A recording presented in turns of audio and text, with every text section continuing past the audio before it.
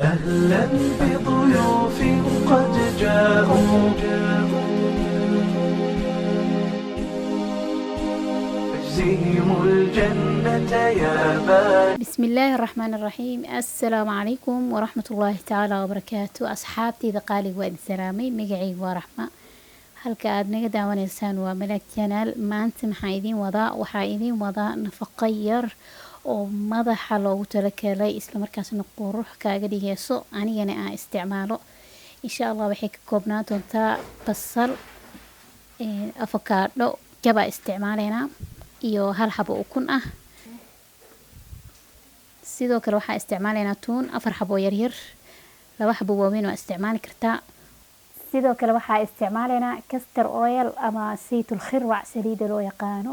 tintaada haday badan tahay waa badsan kartaa insha Allah intaana isku soo hagaajinayna khalaadada ku soo shubeyna oo isku soo laabanayna. asxaabe waa kana basashi waa soo jarnay, afkaadadana waa soo kala jibinay, 2 qayb aan ka soo dhignay, hal qayb aan soo reebanay, qaybta kale meel aan dhignay.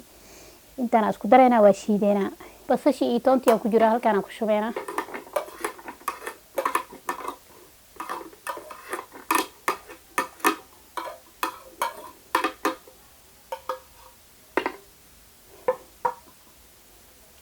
sidoo kale afakaadhada ayaa kula dareena.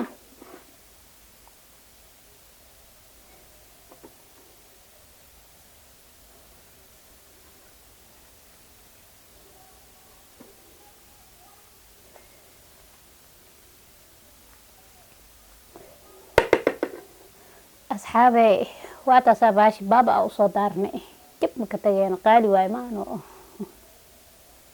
haddana waxaan ku dareynaa xabadii ukunta ahayd. haddana waxaan ku dareynaa castor oilka ama zaytul khirwac inta u baahan tahay ka isticmaalay.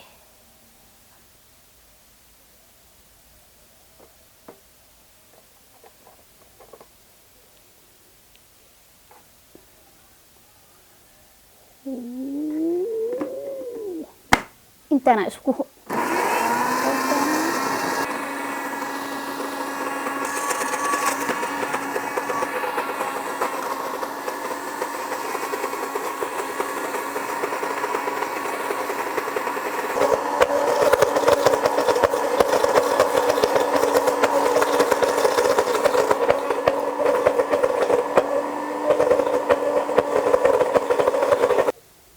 asxaabe halkan aan ku shubeynaa. waxaa idin sheegayaa marka aad rabtid inaa shay ama waxa aad madaxa marisid tinta ha marinin, waxaa marinaya lafta meesha mushkilada ka jirto ama la rabo in halka loo helo. waxaa waaye waa lafta.